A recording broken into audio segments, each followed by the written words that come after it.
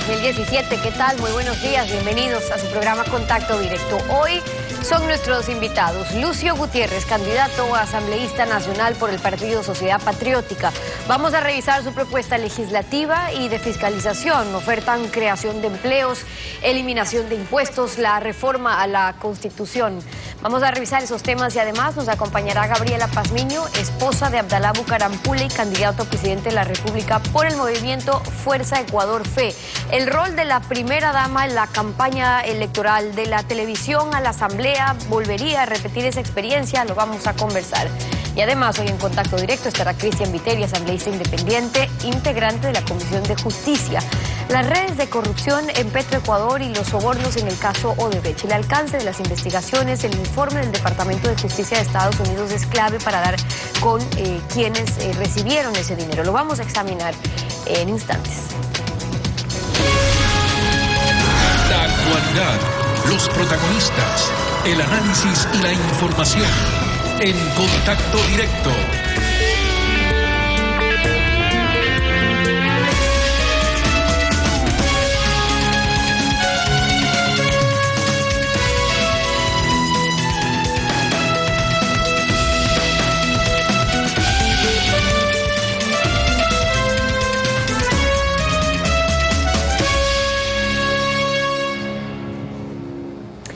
¿Qué tal, Lenín? Buen día, ¿cómo te va?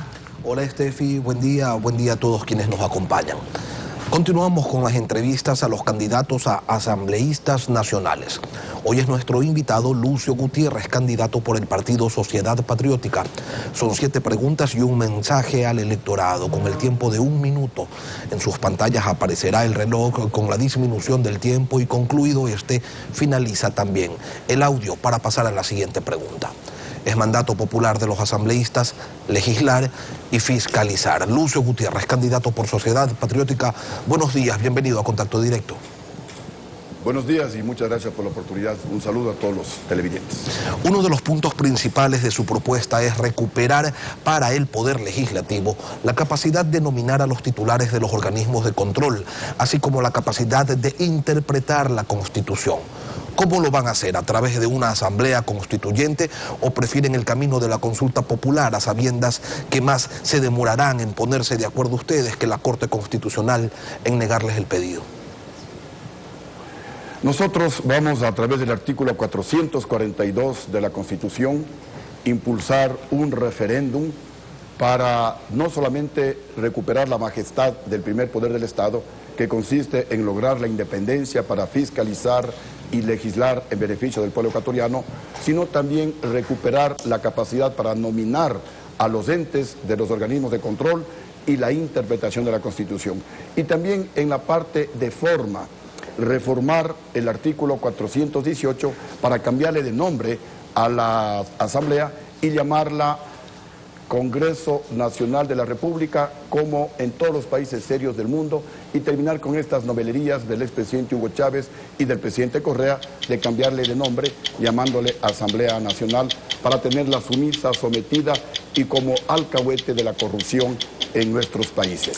¿Proponen también eliminar la reelección indefinida bajo toda circunstancia o solamente se eliminaría la reelección consecutiva indefinida? Proponemos eliminar la reelección indefinida porque atenta a la esencia misma de la democracia, que es la alternabilidad en el poder.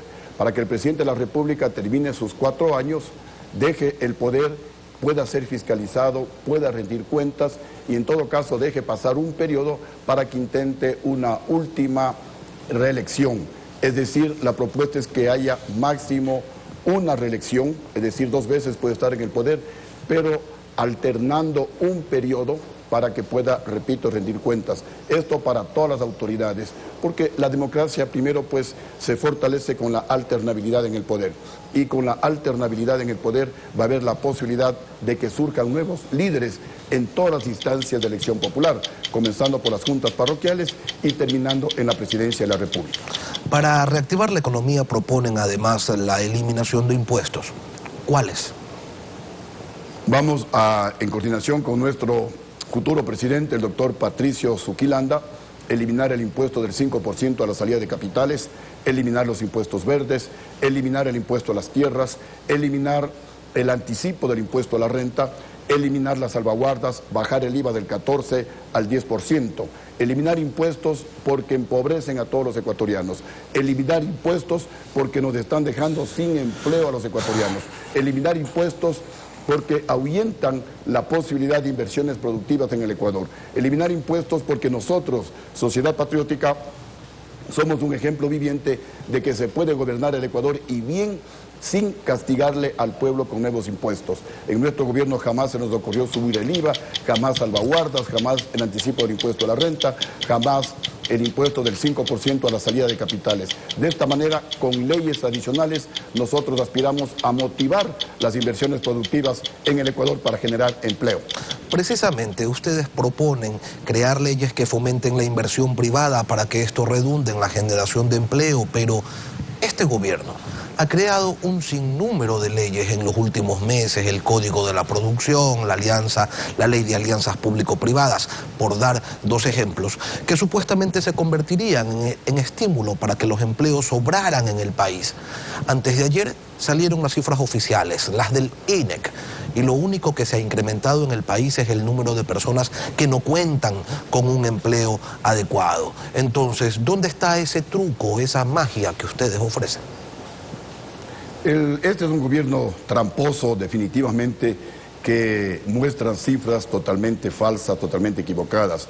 El empleo pleno en el Ecuador no pasa del 48%, es decir, más del 50% de ecuatorianos no tenemos o no tienen empleo pleno.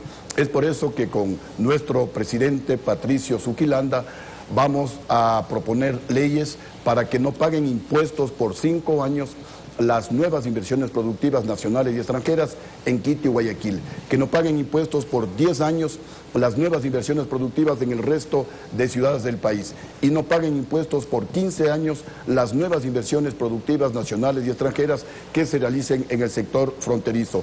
De esta manera, más leyes que le den seguridad jurídica al inversionista, que le den certeza jurídica al inversionista, van a facilitar la creación de empleo, porque el grito desesperado en todo el país es empleo, empleo, empleo, y cada vez hay más desempleo. El país vive momentos económicos difíciles, pero ustedes desde Sociedad Patriótica apuntan hacia un incremento salarial tanto en el sector público como en el sector privado.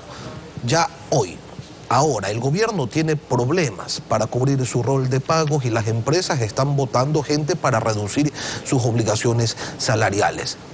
En este escenario, ¿de cuánto es el incremento que ustedes proponen? ¿Cómo nosotros esbozamos ese incremento salarial justo, tanto en el sector público como en el sector privado? Primero, al eliminar impuestos y al crear un escenario favorable para que retornen las inversiones productivas, reduciendo el despilfarro, reduciendo la corrupción. Se roban no menos de 5.000 millones de dólares al año, y si eliminamos los impuestos que acabo de mencionar, el Estado dejará de recibir entre 3 y 4.000 millones de dólares. Es decir, hay suficiente espacio para, con un gobierno serio, con cero despilfarro, con cero corrupción, retornen, repito, las inversiones productivas, se genere empleo en el Ecuador, aumente la producción, y en la medida en la que aumenta la producción vamos a necesitar más mano de obra. Esa mano de obra, a través del IVA, que esperamos esté en el 10%, va a consumir, y esos son nuevos ingresos para el Estado ecuatoriano que permitirá pagar un salario justo al sector público y al sector privado. El Instituto Ecuatoriano de Seguridad Social tiene problemas para atender a sus afiliados por la falta de médicos especialistas. A eso se suman los miles de millones de dólares que el gobierno dijo de repente que ya no le debía. Ustedes, sin embargo, ofrecen salud inmediata, de calidad y gratuita para los más pobres. ¿Cómo lo van a hacer? Primero, como ya lo ha dicho nuestro futuro presidente Patricio Zuquilanda, el gobierno ya no va a presidir el Instituto Ecuatoriano de Seguridad Social para que el IES deje de ser la caja chica del gobierno, como ha ocurrido con el actual presidente. Hay una deuda de alrededor de 12.000 millones de dólares que tiene el gobierno del presidente Correa con el Instituto Ecuatoriano de Seguridad Social. Además, no le pague el 40% que por ley hay que pagar tienen que pagar todos los gobiernos como un aporte justamente para garantizar estos servicios a los afiliados. De esa manera se va a garantizar, pagándole la deuda al IES, volviendo a pagar el 40% de aportaciones que tiene que hacer el gobierno al Instituto Ecuatoriano de Seguridad Social, se va a garantizar, como dice la Constitución, salud inmediata, de buena calidad y gratuita, como debe ser para la gente pobre del país. A nivel de fiscalización, ¿cómo asegurar que quienes se hayan beneficiado de los recursos públicos sean sancionados por una justicia independiente? ¿Cómo combatir la corrupción, ingeniero Gutiérrez? No puede haber fiscalización con autoridades de control nombradas a dedo por el Ejecutivo a través del Consejo de Participación Ciudadana.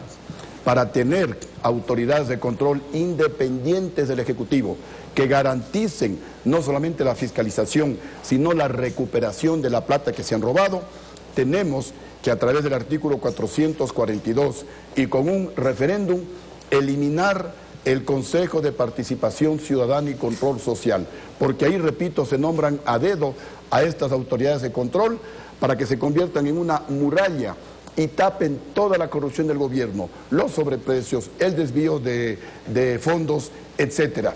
Con un nuevo contralor, con un nuevo fiscal, con nuevos jueces, se va a garantizar la fiscalización y la recuperación del dinero que se han robado para que quede un precedente, de tal manera que nunca más un funcionario público se robe impunemente el sagrado dinero de...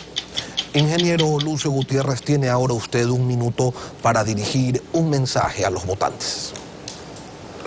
Ecuatorianos, les pedimos su apoyo para ir a la Asamblea Nacional y poner a disposición del país y de todos ustedes nuestra experiencia como presidente de la República y nuestra madurez política para que el Congreso se convierta en un organismo positivo que le ayude al presidente de la República a salir de la gravísima crisis económica y de corrupción en la que nos encontramos. No queremos volver a ese Congreso de décadas pasadas, del circo, de las peleas, de los cenicerazos, pero peor, ecuatorianos, convertirnos nuevamente en la asamblea sumisa, sometida al alcahuete de la corrupción, como ha ocurrido con la asamblea en estos 10 años. Queremos una asamblea independiente para fiscalizar al Ejecutivo y legislar en beneficio del pueblo ecuatoriano. Y desde ya, compatriotas, si llego a la asamblea, por favor preparen todas las denuncias de corrupción que ustedes conozcan para que me las hagan conocer y de esa manera pues poder cumplir el rol de un asambleísta, que es la de fiscalizar. Lucio Gutiérrez, candidato asambleísta nacional por el Partido Sociedad Patriótica, gracias por acompañarnos esta mañana. Muchísimas gracias a usted. Estefi. Son las 7 de la mañana con 14 minutos, es tiempo de ir a una pausa y cuando regresemos estará Gabriela Pazmiño, esposa de Abdalá Bucaram Pule y candidato a presidente de la República por el movimiento Fuerza Ecuador Fe. El rol que debe cumplir la esposa del primer mandatario, sus propuestas, las revisamos al volver. No se vaya. El votante reemplaza a un equipo de gobierno por otro dentro de límites muy estrechos. Debería saber que nunca, en ningún lugar, el voto provocó un cambio radical. No se puede esperar del voto más de lo que puede dar, que es muy poco. Lo dijo Alain Badiou, filósofo y escritor francés.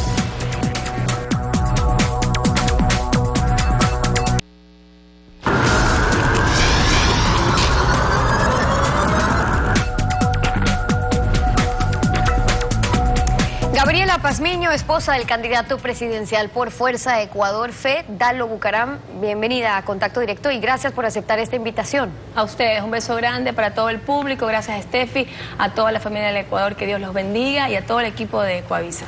Bueno, su trayectoria es reconocida a nivel nacional, usted ha sido parte de la televisión ecuatoriana durante 26 años entre programas, concursos, realities, revistas familiares.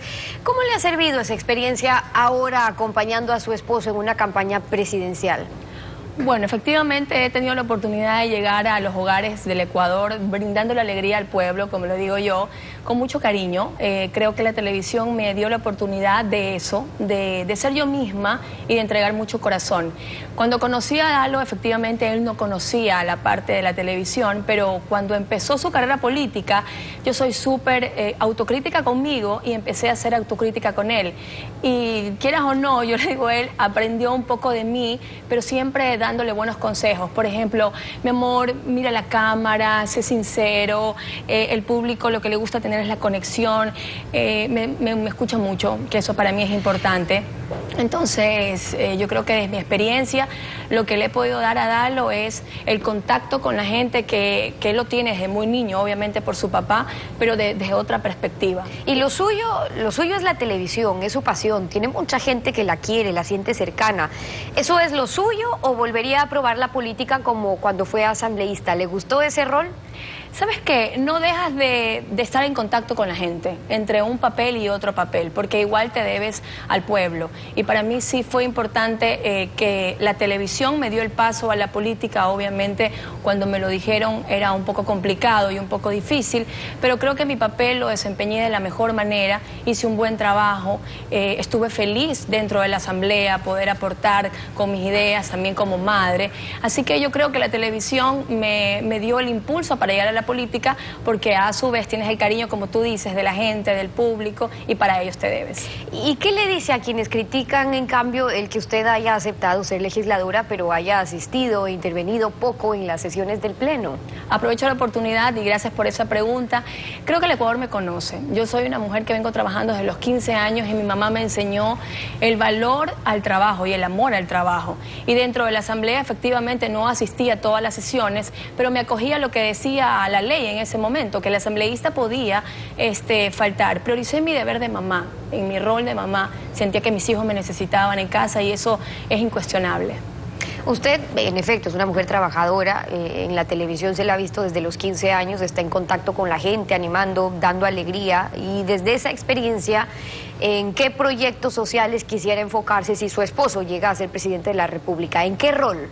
Bueno, Dalo Bucaram va a ser presidente en el 2017. Tengo mucha fe y convicción por lo que estamos sintiendo en el calor de la gente y lo que la gente necesita, y es lo que estamos viendo. Yo creo que el rol más importante que puede tener una mujer como primera dama es el rol de mujer, de madre, de esposa. Es ese sentimiento sublime que nosotras tenemos para poder conectarnos en diferentes situaciones. Mi rol va a ser indiscutiblemente trabajar por los niños, por las madres y por la familia en general, que considero que le hace mucha falta al país. Hemos visto grandes carreteras, bonitas infraestructuras, pero se ha dejado, mejor dicho, y no se ha trabajado en lo que tiene lo más importante, que es la familia y el corazón de la gente. Es ahí donde yo me quiero enfocar y darle alegría a la gente. Como yo digo, sería hermoso que el Ecuador nos dé la oportunidad de ser la familia presidencial para llegar a Carondelet y también ser en algún momento imagen y ejemplo, y también tener conexión con la gente siempre. ¿Por qué cree que es importante que la esposa del presidente cumpla un rol, que acompañe la gestión del presidente en algún ámbito? Porque es la familia, y la familia tiene que verse unida en todo momento, pero unida de verdad, no unida por una simple imagen. Creo que es importante porque la mujer le da como ese sentimiento de corazón, como la razón y el corazón. El hombre siempre tiene que saber escuchar, y el rol de la mujer en ese momento, en esta campaña, el de la familia, es fundamental, muy importante. Yo creo que hace 10 años efectivamente no tenemos una primera dama que avale, que lidere ciertas causas, y es necesario, y así lo hemos escuchado en cada uno de los recorridos, y yo estaría gustosa y orgullosa de poder servirles a todos los niños de mi país.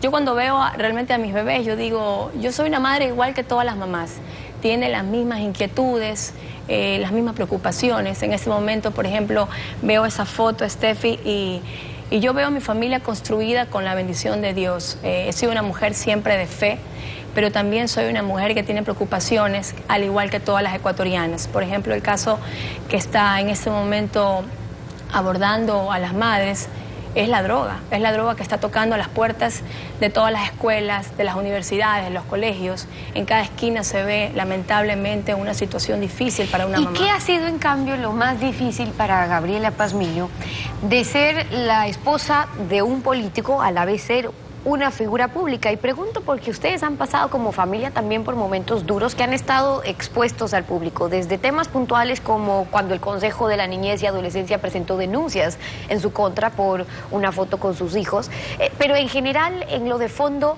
han vivido, fruto de la política, lo que es la separación familiar, un exilio, también el lado malo de la política. ¿Cómo han aprendido a manejar eso en familia? Yo creo que lo hemos aprendido estando juntos y dándole prioridad a nuestra vida, que es Dios. Dios es el centro de nuestra relación, de nuestro matrimonio, de nuestros hijos. Y efectivamente la política te puede dejar sin sabores, que tal vez no esperabas, pero uno tiene que estar madura emocionalmente y saber que cuando tú estás unido con tu pareja y van hacia un mismo futuro, yo creo que eso es lo más importante, saber que nada los puede romper, que nada los puede separar. Efectivamente, si en algún momento nuestra relación, como tú dices, Steffi, es muy pública, hubieron separaciones, quiero decirte que Dios hizo una transformación hermosa. Y a mí me encanta contar desde mi testimonio de mujer, porque puedo darle la oportunidad a otras mujeres que se inyecten con la fe de que con Dios todo es posible y si tú estás con Él, nada te puede faltar. Y ya que la familia les parece algo importante y por rescatar, tienen 4 hijos, el candidato propone temas como el que sean días festivos, el Día de la Familia, la Biblia, la oración, una consulta sobre algunos otros puntos, pero ¿cómo esperan fortalecer el rol de la familia? ¿En qué proyectos tienen pensado? ¿Sabes qué? A mí me parece importante darle la prioridad a lo que es la base fundamental de toda una sociedad, que es la familia. Primero, hacer campañas donde se fomente el valor al amor del padre a la madre, de la madre hacia el padre, volver el respeto de los hijos hacia los padres, hasta de los propios maestros, que ahora realmente se ve un irrespeto total. En estas campañas podemos entrar al corazón de la gente y demostrarle que, ¿sabes qué? Se puede volver a fortalecer a la familia y que la gente vuelva a tener confianza, y confianza solamente en saber mirar a tus hijos a los ojos y querer darles lo mejor, y confianza también en una familia presidencial, que como tú sabes somos muy familiares y es lo que anhelamos en el fondo de nuestro corazón, poder llegar a la gente. Estas campañas serían periódicas. Para mí es importante decirle que dentro de mi plan de trabajo, que yo he tenido algunos ejes, para mí sí es fundamental trabajar en ese rol, en el rol de llegar al corazón de la gente y demostrar que podemos hacer un Ecuador unido, sin odios, un Ecuador donde no se cuestione. A mí me parece maravillosa la campaña que está llevando Dalo, que es una campaña junto con todo el equipo de Fuerza Ecuador de alegría, de optimismo, de devolverle al Ecuador la familia que necesita. Usted tiene 41 años, sí. Su esposo tiene 34. No parecen. Pero tienen 17 años de relación, 8 años de casados. Sí. Digo esto porque conoce muy de cerca al candidato Dalo Bucaram. Usted dice, bueno, también le aconsejo. ¿Qué le ha aconsejado en esta campaña? Cuando él le dijo que quería ser presidente, aunque imagino que no le causó sorpresa, porque no. Dalo Bucaram públicamente ha anunciado que se está preparando para esto, pero ¿usted qué le aconsejó ahora en esta campaña y en este contexto político también? Quiero decirte primero que sí, efectivamente lo conocí a Dalo muy joven y me enamoré desde el primer momento en que lo vi, y más aún cuando bailó conmigo. Entonces, bueno, ya Ecuador se puede dar cuenta que baila bien. Entonces yo dije, este es el hombre que yo quiero para mi vida. Creo que luchamos juntos por construir nuestra familia, y efectivamente Dalo, por tantos años juntos y que hemos construido nuestra familia, lo conozco muy bien. Y yo desde la asamblea sentía que Dalo se estaba preparando para su candidatura a la presidencia de la República. Los tiempos dieron el resultado que él podía lanzarse en el 2017, y creo que nosotros acogimos esa responsabilidad con mucho amor, y le dije a Dalo, mi amor, tú estás en el correcto momento de tu vida, te has preparado, es abogado, tiene una maestría en gobernanza y gobernabilidad, también tiene estudios en Salamanca, y estoy como orgullosa de lo que ha hecho. Yo no le podía decir no te apoyo, yo le dije, mi amor, te apoyo en todo el sentido de la palabra, y lo único que te puedo decir es, sé tú mismo, no permitas que nadie cambie tu esencia, que eres tú, porque el pueblo se da cuenta de ese candidato real como es Dalo Bucaram. Para terminar, ¿un mensaje que quisiera dirigir usted a la ciudadanía? Bueno, primero agradecerles por todos estos años que hemos construido juntos mi carrera, porque así lo siento, has hecho de mí la mujer que soy, gracias. Y mi mensaje para toda la nación es que el obstáculo más grande que puede tener un ser humano es el miedo. Yo le invito al Ecuador a que no tenga miedo, ya no tengas miedo, ten fe en que podemos tener un país de justicia, un país de educación, un país de salud y un país para todos nuestros niños y nuestras madres y nuestros hombres, un país de familia. Es momento de voltear la página. El Ecuador está pidiendo ese presidente nuevo, y ese presidente es Dalo Bucaram, un hombre sencillo, un hombre que ama la justicia, honrado, honesto y justo, que se ha preparado para gobernar en corazón y también en convicción a todos los ecuatorianos. Yo estoy segura y convencida que el 19 de septiembre el pueblo del Ecuador le dará ese voto de confianza. Y gracias por todos estos años. Vota 10 y vota en plancha. Mira que me salió un verso sin esfuerzo. Que Dios bendiga al Ecuador. El 19 de febrero. El 19 de febrero. Gabriela Pazmiño, esposa del candidato presidencial por Fuerza Ecuador, Dalo Bucaram, gracias por habernos acompañado hoy aquí en Contacto Directo. 7 de la mañana con 30 minutos. Nos tenemos que ir con ustedes a una pausa. Y al regresar estará Cristian Viteri, asambleísta independiente, integrante de la Comisión de Justicia. El alcance de la investigación en el caso Odebrecht. Regresamos. Quédese usted en nuestra sintonía.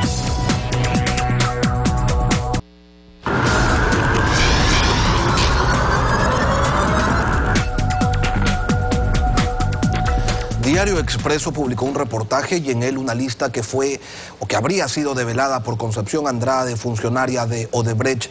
La lista de Expreso mostraba iniciales, pero el asambleísta Cristian Viteri, a través de su cuenta Twitter, la publicó completa. Allí constan nombres de ecuatorianos, algunos de ellos políticos que supuestamente habrían estado vinculados con una obra que la constructora brasileña ejecutara en el país a finales de los años 80, el trasvase de Santa Elena. Cristian Viteri, bienvenido a Contacto Directo. Buenos días, Lenin. Buenos días, conciudadanos. Una lista sin pruebas, ¿qué es lo que demuestra? Me comprometí, Lenin, a no dar entrevistas de carácter político hasta que sean el día de las elecciones, pero sí en relación a mi actividad de fiscalización como legislador. Respecto a su pregunta, ¿qué demuestra una lista sin pruebas? No demuestra nada, absolutamente nada. Pero a mí me parece que este es un tema muy importante y cuando hace esta investigación periodística Diario Expreso, el señor presidente de la República, al día siguiente, y quisiera que vea la cámara, vieron el artículo de ayer de Diario Expreso, expone sobre Odebrecht y pone la lista que coloca Diario Expreso con los nombres tapados y empieza a dar nombres y dice Joffre Torbay jugando con las letras, habla de Heinz Beller y dice por fin se está conociendo la verdad, pone la J y la T, matraca, ¿quién será? Y a mí me parece que siendo un tema tan serio no es como para estar jugando al ahorcado ni estar haciendo locubraciones. Por eso tomé la decisión de primero verificar que la lista que yo hacía pública era la misma que había publicado Diario Expreso y hago la aclaración que es sin contrastar, porque obviamente yo no puedo contrastar y no le doy crédito a una lista en donde definitivamente no se puede saber si efectivamente recibieron coimas. Sin embargo, la publicó. Esto va en la línea de la sugerencia que usted ha señalado, le hizo el aspirante a fiscal Carlos Vaca Mancheno, en el sentido de que sus investigaciones debían apuntar a personajes privados y no a funcionarios públicos. No, yo lo que buscaba es transparentar las cosas. A mí me pareció justo y necesario separar. Una cosa es una lista que proviene de una investigación periodística que la presenta una ex secretaria, Concepción Andrade, de Odebrecht, y otra cosa muy distinta es la lista del Departamento de Justicia de los Estados Unidos que proviene de una investigación de la justicia norteamericana, una investigación judicial donde seguramente habrá pruebas con santo y seña. Eso es lo que yo he querido hacer y he tomado la decisión y pido disculpas si he abusado de mi inmunidad parlamentaria. Estoy dispuesto a asumir cualquier tipo de consecuencia, pero lo que yo sí creo que es fundamental que no se juegue con esto el país. Ayer Jaime Nebot señaló que va a enjuiciar a quienes pretenden involucrarlo en actos irregulares con la empresa Odebrecht. No dijo a quiénes. ¿Usted cree que estará en esa lista de los enjuiciados? No he pretendido involucrar al alcalde en ningún tema irregular.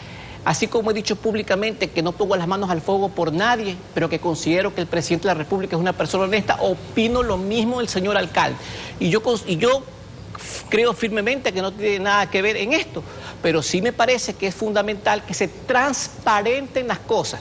Y así como ayer dijo el señor alcalde que iba a defender su honor, y me parece muy bien, y pidió que se investigue, también pidió que se publiquen todas las listas, y eso es lo que estamos haciendo. Precisamente, esa lista refiere a contratos del año 88. ¿Y qué pasa con los contratos en estos últimos 10 años de gobierno? Recordemos que son 1.600 millones de dólares en contratos y que el fiscal Galo Chiriboga dijo tener ya claro que el corruptor es Odebrecht. Es extraño, sin embargo, que sepan que Odebrecht es una empresa corruptora si dicen no saber a quién ha corrompido. A mí me parece primero que si Diario Expreso hizo ya esta publicación con los nombres tapados, obviamente, para evitar las consecuencias de la ley de comunicación. No se podía dejar ahí el ambiente enrarecido para elucubraciones y peor para el juego del ahorcado. Yo creo que había que transparentar las cosas y a mí me parece gravísimo que en otros países como Colombia y Perú ya se sepan los nombres de la investigación que hizo el Departamento de Justicia e incluso ya haya detenidos. Y que aquí en Ecuador el señor fiscal nos diga que ni siquiera es necesario viajar a los Estados Unidos, lo cual a mí me parece bastante grave y obviamente nos estamos acostumbrando a utilizar eufemismos como decir corrupción privada, cuando hay coimas no solamente es corrupción privada, es corrupción pública y privada, pues, porque es tan corrupto el que da como el que recibe. Recordemos que el informe del Departamento de Justicia de Estados Unidos señala con claridad en el párrafo 57, página 19, por ejemplo, que entre 2007 y 2008 Odebrecht experimentó problemas relacionados con contratos de construcción y acordó con un intermediario ante un funcionario del gobierno ecuatoriano con control sobre los contratos públicos para hacer pago de sobornos a funcionarios del régimen a fin de solucionar esos problemas. Odebrecht, dice el informe, después pagó en efectivo a los funcionarios del gobierno ecuatoriano. El párrafo anterior habla del pago de 33,5 millones en sobornos. Esta información es producto de una delación. ¿Usted considera que el Departamento de Justicia norteamericano aceptaría una delación sin pruebas? No creo que el Departamento de Justicia de los Estados Unidos acepte una delación sin santo y seña.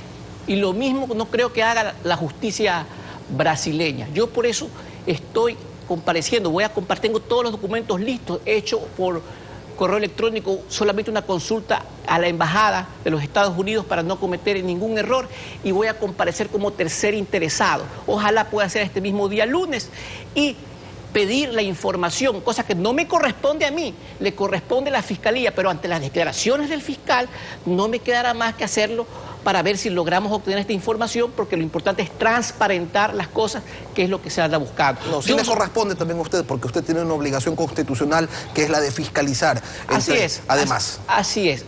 Mi obligación es la de fiscalizar y es la de transparentar las cosas y que se investiguen. Nada más, siempre preservando la prerrogativa de probidad de todas las personas. Ayer el secretario jurídico de la presidencia indicó que esta red de corrupción de Petroecuador es antigua, que tiene buen tiempo operando y entonces, ¿dónde estaban los controles, la SENAIN, la Secretaría Anticorrupción del Gobierno, las manos limpias? Si no fuera por el consorcio de periodistas internacionales que develó los Panama Papers y por ende el caso de Petroecuador y si no fuera también por el Departamento de Justicia de Estados Unidos con el caso Odebrecht, resulta que aquí en el Ecuador terminaba el gobierno y todos pasaban cantando. Lenis, lamentablemente nos hemos acostumbrado a utilizar eufemismos. Decimos corrupción antigua cuando deberíamos decir corrupción antigua y actual, pues.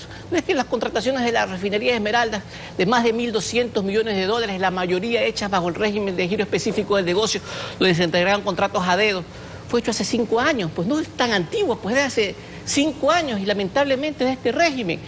Hay que entender que habiendo miles de funcionarios y cientos de instituciones, obviamente que va a haber corrupción. No debemos tratar de dorar la píldora para pasarnos de involutos. Bueno, si dirigimos un gobierno y hay corrupción, hay que decirla, lo importante es confrontarla, no esconderla debajo de la alfombra. Ahora quiero invitarlo a escuchar al presidente de la República, quien ha señalado que ya tienen al verdadero cerebro de la mafia de Petroecuador. Le puedo asegurar que se está haciendo y bastante, y también en el caso de refinería, donde ya cayó Charlie Pareja, el verdadero cerebro. Tenemos los mails, es horroroso, la red de corrupción que tenía es horrorosa. Y su lacayo era Carlos Pareja Llanucel, el único involucrado del gobierno que no ha hecho quedar mal a todos. Todo el resto son mafias dentro de Petroecuador que vienen desde hace décadas. Primero dijeron que el cerebro era Carlos Pareja Yanuseli, ahora es Carlos Pareja Cordero. El problema no es que cambien de cabecilla semana de por medio. Aquí lo que llama la atención es que el presidente Rafael Correa no diga nada sobre Worley Parsons, la empresa de William Phillips que recibió contratos con sobreprecios por más de 270 millones de dólares. Al menos así lo señala un informe de la Contraloría. Al señor Phillips no podrán decir que no lo conocían, porque el propio presidente de la República lo condecoró en el año 2010 por su aporte empresarial. Además, es esposo de una funcionaria del gobierno y ex asesora del presidente. ¿Qué opina usted? Bueno, también se dijo que en algún momento que Calvo Piña fue el cabecilla. Yo creo que hay que decir las cosas con claridad al país. Primero, hay que dejar de utilizar eufemismos. Las coimas no son propinas, lamentablemente, como se ha dicho por allí.